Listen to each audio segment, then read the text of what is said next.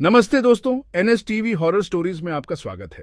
चलिए बढ़ते हैं आज की कहानी की ओर, पर उससे पहले वीडियो को लाइक और चैनल को सब्सक्राइब जरूर कर लें।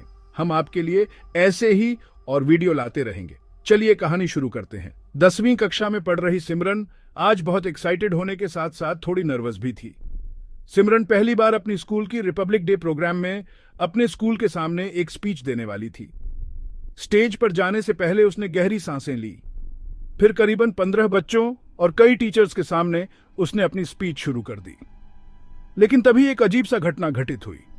स्पीच देते देते सिमरन की नजर अपने सामने एक अजीब सी दिखने वाली महिला पर गई। पर्पल रंग का गाउन पहने सामने खड़े बच्चों के ग्राउंड में इधर उधर घूम रही थी। उसके बाल पूरी तरह बिखरे हुए थे और वह बच्चों के बीच घुसकर सिर्फ सिमरन को ही घूर रही थी।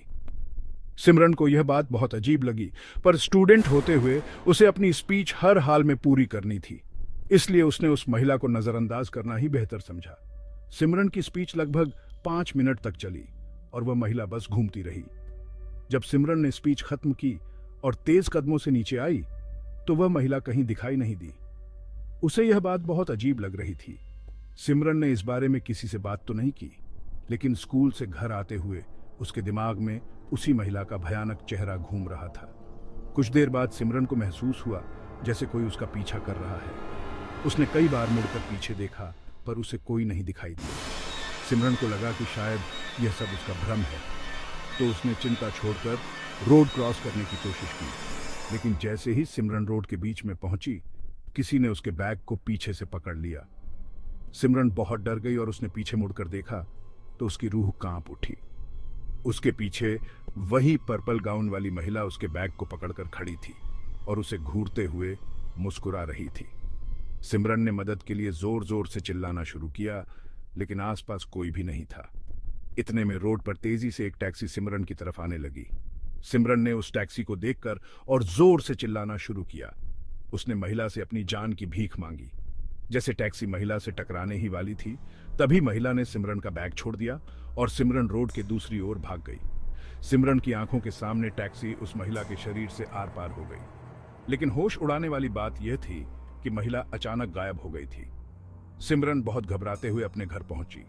रोड पर गिरने की वजह से उसकी स्कूल ड्रेस गंदी हो गई थी। सिमरन ने अपनी मम्मी को सब कुछ बताया, लेकिन उसकी मम्मी ने उसकी बात पर विश्वास नहीं किया और सोचा कि शायद वह किसी से टकरा कर आई है, जिससे उसके कपड़े गंदे हो गए हैं और वह एक झूठी कहानी बना रही है।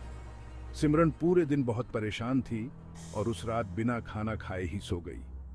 अगले दिन 26 जनवरी थी और सिमरन अब बेहतर महसूस कर रही थी।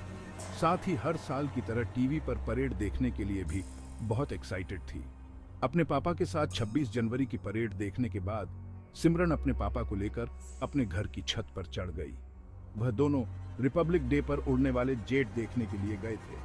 काफी देर तक उन जेट को एंजॉय करने के बाद सिमरन की नजर सामने वाले घर की छत पर पड़ी और छत पर उसे वही पर्पल गाउन वाली महिला खड़ी हुई दिखाई दी। इस बार उसे देखते ही सिमरन को दौरे पड़ने लगे और वह छत पर ही गिर गई।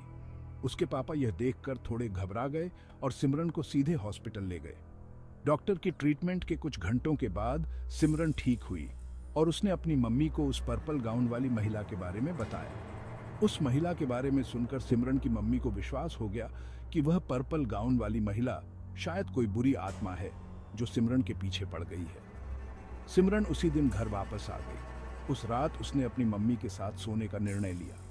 अगले दिन जब सिमरन स्कूल के लिए तैयार हो रही थी, उसकी मम्मी ने सिमरन के पैर में एक पेंडेंट देखा। पेंडेंट पर एक छोटा सा पर्पल रंग का ताबीज लटका हुआ था। सिमरन ने बताया कि 4 दिन पहले स्कूल से घर आते हुए एक पुरानी आया ने उसे यह पेंडेंट दिया था। क्योंकि वह पेंडेंट बहुत सुंदर लग रहा था, इसलिए उसने खुशी खुशी इसे पहन लिया था। सिमरन की मम्मी को अब समझ में आ गया और उन्होंने तुरंत पेंडेंट को उतारने की कोशिश की।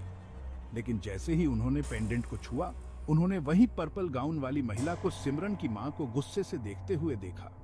उसकी भयानक शक्ल देखकर सिमरन की मम्मी ने जल्दी से पेंडेंट को उतार दिया और अपने घर की बालकनी से नीचे फेंक दिया। नीचे गिरते ही पेंडेंट पर लटका ताबीज भी टूट गया और महिला उनके सामने से गायब हो गई।